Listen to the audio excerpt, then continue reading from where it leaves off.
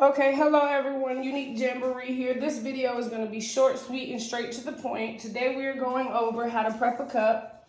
Here's our tumbler.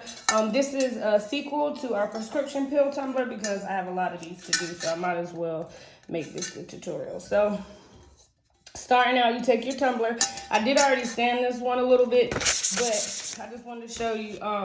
The grit is typically I use about 200 to 300 grit just for the hard sanding part. It just makes it easier. I hope y'all can hear me. But basically, I just rough it up. You want to rough it up really, really good and get uneven sanding all around. And this just makes it easier for everything to grip to it. And it also makes it easier for the epoxy to adhere to the project. So then alcohol is your best friend when making tumblers because it's an easy cleanup. And also coffee filters. Coffee filters leave no lint or anything behind, whereas towels, rags leave a lint, and then it causes what's called fish eyes or bubbles to appear in the epoxy, and you really don't want that. So now I have it completely dried off. I'm gonna sit it here. You wanna not touch these too much.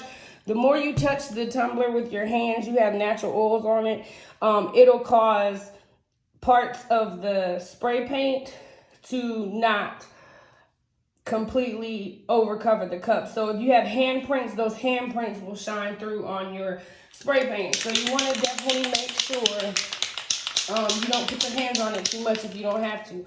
Also, I use flat spray paint for everything. The reason I use flat is because typically most of those spray paints that have a gloss, they drip a lot.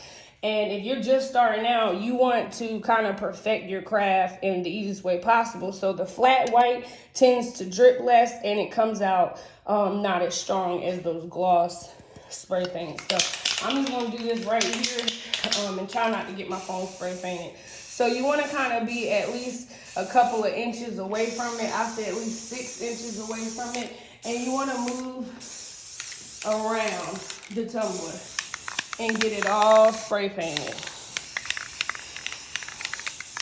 I'm going to have to come around and get the other side.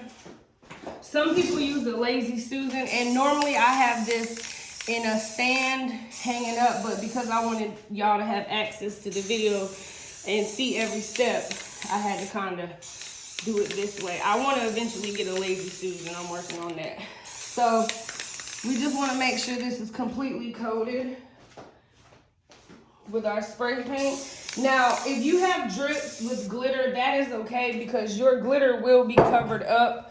Your glitter will cover up the drips on your spray paint. Now, if it's a white glitter, you got to be careful because one drip, you may see it through the glitter if you don't coat the cup more than once. So our cup is completely spray painted all the way around, and I don't want this to touch the cup because it will ruin it. I didn't have a spot here that got messed up because this blue touched it. That's okay. I'm just gonna let it dry. It takes about 30 minutes for a dry that you can touch with. So once it's dry, we'll go ahead and tape it down, and then we'll apply our glitter. We will have our orange at the bottom, our white at the top, and I will show you that step separately. But I just wanted to show you how to completely prep a cup. Super simple, not hard at all. Just make sure you do your sanding. Make sure you wipe it down with alcohol, and then make sure you dry it. And again, those coffee filters, they're really cheap. You can get them at Dollar Tree for $1 for a lot of them. And that just saves you from getting those lint balls all over your cup, causing fish eyes. I'm going to upload this to YouTube and then I'll post it in our group. If you would like to join our group, the Mamapreneurs group, we will be teaching all kinds of cool crafts, techniques, Cricut hacks and helps. And if you have silhouette, come over to our group because we have silhouette people and they probably need your help. So thank you so much. And I will be up here again with part 3 of the tumbler process. Well, really part 2. And then I will have links posted under this to show you what supplies you need. All your links for your supplies will be right under, so that way you don't have to go looking for everything. Thank you, and I will see you on part 2.